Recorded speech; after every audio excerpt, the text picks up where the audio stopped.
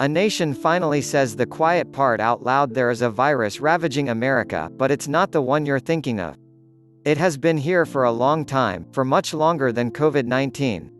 Patient Zero would have been present among the nation's founders perhaps, or even earlier, in the colonies of what would become the United States. It has mutated over time, and some have been struck with more serious symptoms than others who contracted it.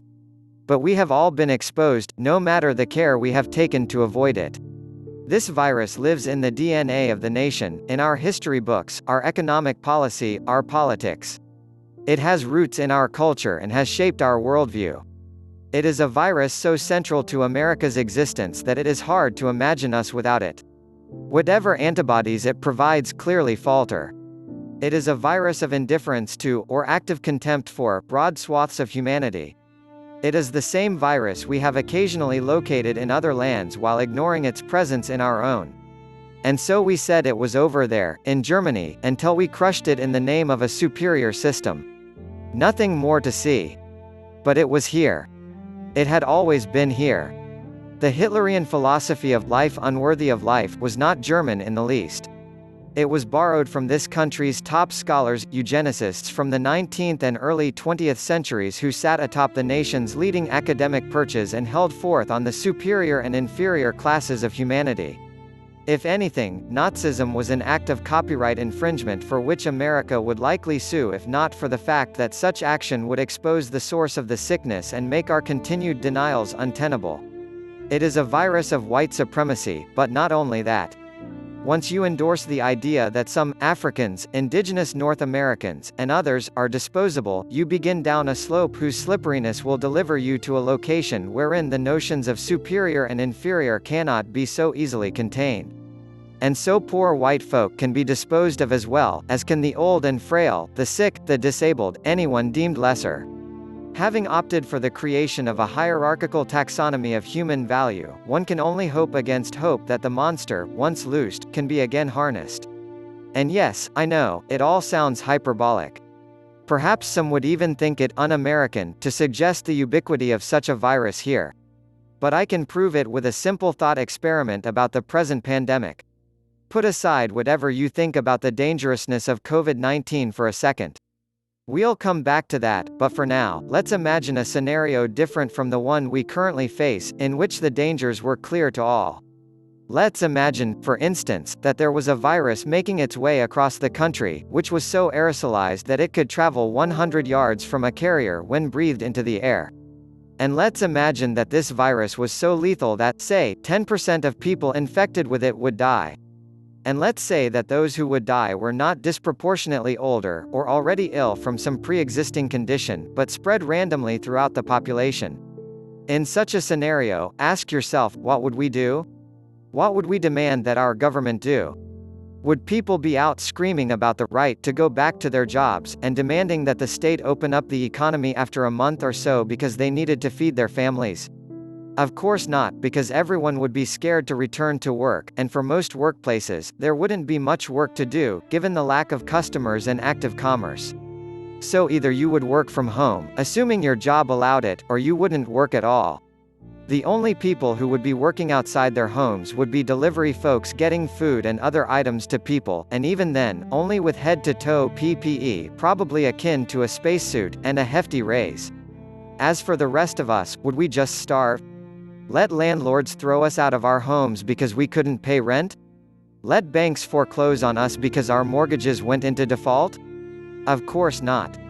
In that scenario, we would all be demanding, and would undoubtedly receive, massive government intervention, not a $1,200 one-time payment and some extended unemployment benefits for a few months, but sustained and substantial assistance to get us through the crisis. We'd be demanding and receiving rent and mortgage freezes and the nationalization of payrolls, allowing us to be paid enough to buy food and other essential items until the danger passed. We'd be printing money, in effect, and distributing it to people to spend on those items, since they wouldn't be earning a paycheck. And you wouldn't have to be a liberal or leftist to call for such things. Even the most libertarian-minded, big government-hating conservatives would be joining in the chorus for state action. Now I know, the COVID crisis is not as dangerous as the one I'm describing here, thankfully. My point in posing this alternative scenario is simply to make a note of the fact that if things were that bad, we would do something huge. We would not settle for one of the two choices we're being asked to settle for now: either go back to work and risk your life, or the life of a loved one in your home, or stay sheltered in place, go broke, and be unable to pay your bills. The most generous answer is that COVID-19 isn't nearly dangerous enough to warrant such unprecedented action. All of which is to say that there is a third option. If that third option would exist in the nightmare scenario I sketch above, then it exists now too. The fact that we aren't doing it, or anything like it, is not due to a lack of options but a lack of political will. At present, we do not care enough about the risks of COVID-19 to spend the kind of money and protect people financially and in terms of health, the way we would in the doomsday scenario I've offered here. Which raises the question, why not?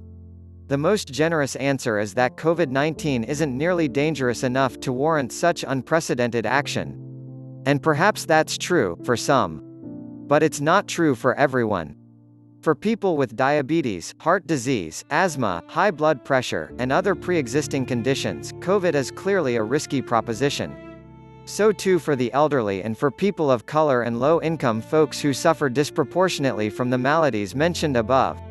So when we refuse to take the kinds of significant actions that we could take, and would take if the risks were greater for everyone, we send an unambiguous message. That message is as simple as it is revealing, that the lives of those who are presently endangered are not that important to us. At the very least, we are saying that whatever value they have is insufficient to justify breaking with our anti-big government mentality. We are saying that our ideological commitment to limited safety nets is more concretized than our commitment to preserving these lives.